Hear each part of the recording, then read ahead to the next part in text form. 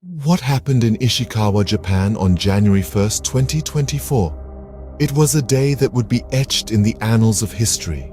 A day when the very earth beneath our feet trembled with a force that left a nation in ruins.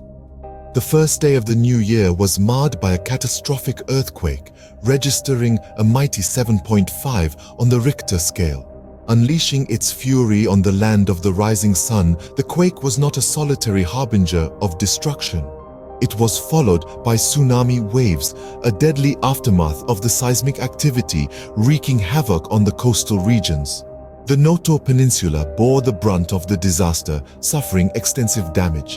The landscape of Ishikawa was altered in a matter of moments. Buildings that once stood tall were reduced to rubble. Houses were flattened as if they were made of cards, and fishing boats that once danced on the waves were now submerged in the depths of the sea. It was a sight that brought a tear to the eye and a lump to the throat. The earthquake triggered a major fire, landslides, and tore roads apart. It was a day when the earth shook and life as we knew it changed forever. In the aftermath of the earthquake, the death toll currently stands at 48, but this grim number is expected to rise as rescue efforts continue. Search and rescue missions are in full swing, with brave responders working tirelessly against the clock to find survivors amidst the rubble. The magnitude of the earthquake has left an indelible mark on the infrastructure, causing widespread power outages and trapping countless people under the debris of their collapsed homes. The impact of this disaster extends far beyond the visible destruction. Medical providers are facing daunting challenges as they grapple with the escalating health crisis. The immediate injuries from the earthquake are severe, but the unfolding situation presents a myriad of health issues. The earthquake-triggered health events are just the tip of the iceberg.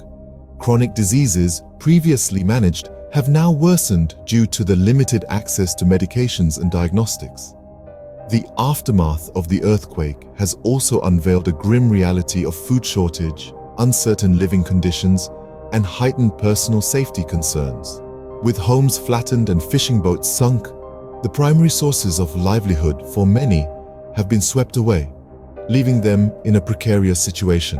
The response to this disaster is not just about addressing the immediate needs, but also about preparing for the long-term effects. Mental health support will be crucial in the recovery and rehabilitation efforts as the survivors grapple with the trauma and loss inflicted by this disaster.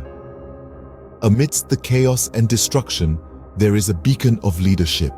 Prime Minister Fumio Kishida has taken a firm stance, emphasizing the need to search for and rescue victims as quickly as possible. The rescue efforts are a testament to the resilience and spirit of the Japanese people, who, in the face of adversity, are pulling together to overcome this catastrophe. As the nation navigates through this difficult time, the focus remains on the recovery and mitigation efforts. The objective is not just to rebuild, but to reduce vulnerability to future disasters. It's a long road ahead, but with determination and unity, Japan will rise again from the ashes of this disaster. The Prime Minister Fumio Kishida emphasized the need to search for and rescue victims as quickly as possible. On that fateful day, people turned to X, formerly Twitter, for information. Social media platforms like X have become our go-to sources for real-time updates in moments of crisis. Yet, with the speed of dissemination comes the peril of misinformation.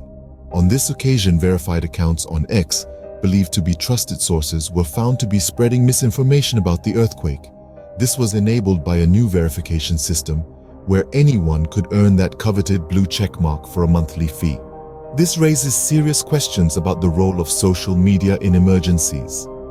Can we rely on these platforms to provide accurate, timely updates when they are also breeding grounds for falsehoods? The issue is further complicated when we consider how X limited posts from Nerve, an app that shares crucial emergency information. This limitation was due to changes in the platform's API limits, causing further concerns about its ability to surface relevant information during emergencies. As we grapple with these issues, one thing is clear. Social media is a double-edged sword. It can provide instant updates, but it can also spread panic-inducing misinformation. In times of crisis, it becomes even more crucial to follow the guidance of local authorities before volunteering or providing support.